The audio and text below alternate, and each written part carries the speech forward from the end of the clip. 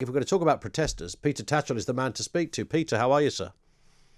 I'm great. Thank you, Ian. Nice to have you with us. We'll put that guy down as not a fan of either of us, I think. So listen, I mean, well, just tell us a bit about the background here, because I'm fascinated by protest, and it's absolutely crucial and central to a democracy that we have the right to do it and to exercise it. Sometimes there might be restraints, but you've been at it for, well, I don't want to say 50 years. No, stop it, really? 53 years. Man alive. 53 years. So this predominantly started out, would I be right in saying it was sort of gay rights initially, and then it's kind of moved into all sorts of areas? No, it originally started out against the death penalty, for Aboriginal rights, Indigenous rights in my native homeland of Australia, and against the Australian involvement in the Vietnam War. And it was only later, when I realized I was gay, that I branched out into LGBT plus rights as well. But I'm a universal human rights defender, so I will defend everyone, including people I disagree with, when their human rights are under threat. Yeah, we've spoken dozens of times over the years, Peter, about issues where you have supported and held up the rights of people to protest about things, as you just said, that you fundamentally disagree with. Because, you know, what are we if we can't have disagreement and we can't exercise that disagreement via the conduit of a protest? Well, you're right. I mean, the right to protest means nothing if it doesn't include the right of people who you disagree with. This is a view of Mahatma Gandhi. He defended very strongly the right of people who disagree with his campaign for Indian independence to protest against him.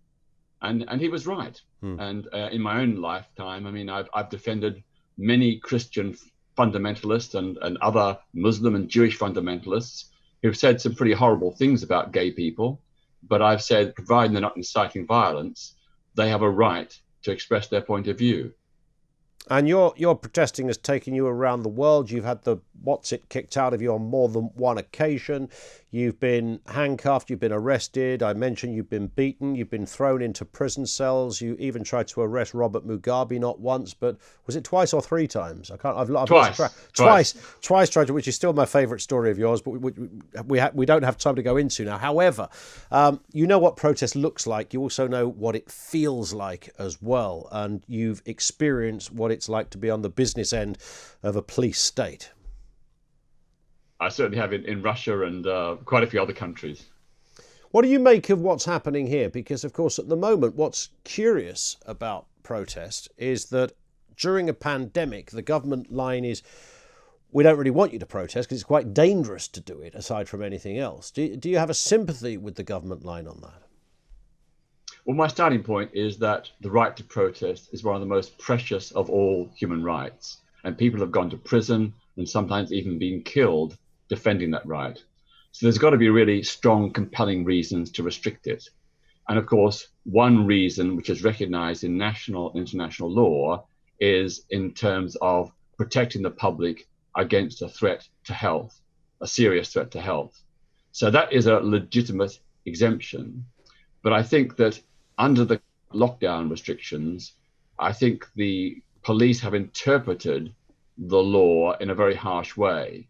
I don't think that the lockdown rules themselves are proportionate. They are necessary up to a point, but I don't think they're proportionate. So under the current lockdown rules, there is no explicit ban on protest, yet the police have acted as though there is an explicit ban on protest. And I'll give you an example. Last Friday was the 50th anniversary of the first ever LGBT plus protest in Britain. It took place in Highbury Fields, North London, against police harassment. So myself and other colleagues had planned to hold a small vigil to celebrate that historic 50th anniversary. We had made it clear that everyone must wear face masks, that everyone must be in two-person mini groups, and that each of those two-person groups must be socially distanced.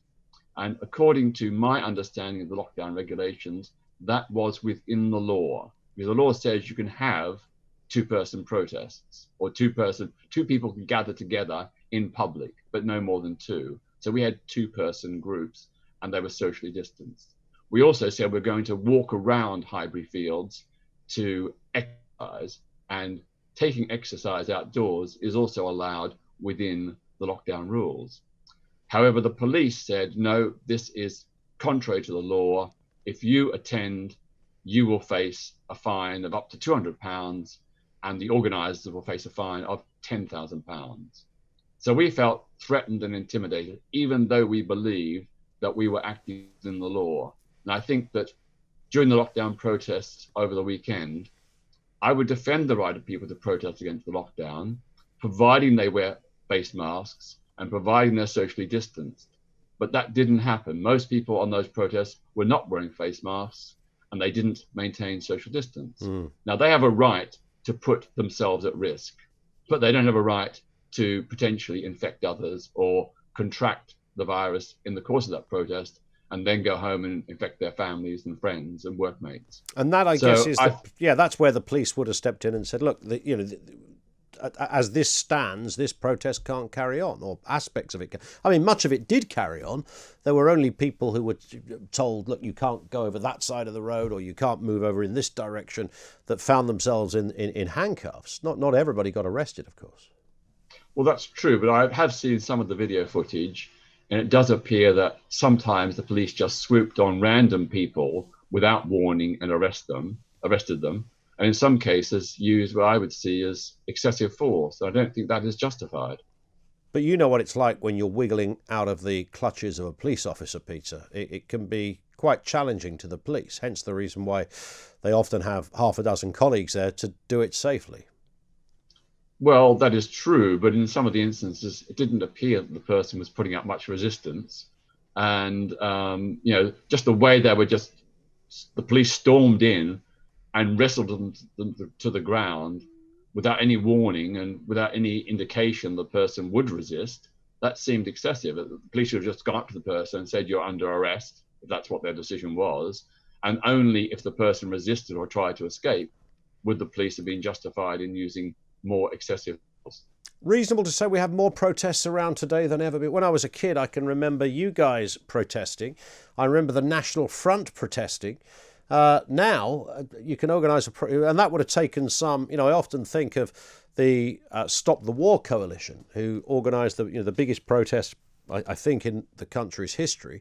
And again, whether you agree or disagree with them doesn't matter. The fact is they mobilised 1 million people prior to social media. I mean, I think people forget that there was no Facebook or Twitter to advertise this. They managed to do it, which was completely incredible, and I just think an awe-inspiring sight if you agree with the right to protest and freedom of speech and the like. But now, of course, all you've got to do is stick something on Twitter and 24 of your mates show up on College Green. Do you think it's lost its verve a bit? No, I think the new mechanisms, the new technologies, the new social media has made it easier, and indeed is a way of often holding people in power to account, and that's good. I think every government that I might support, should be held to account by the people, and that includes the right of people to take on a government that I might support. And I think if social media can aid them to do that, that's good, because people in power, whether they be police or government or the church or the media, they do have to be held account to the people. We the people should be sovereign.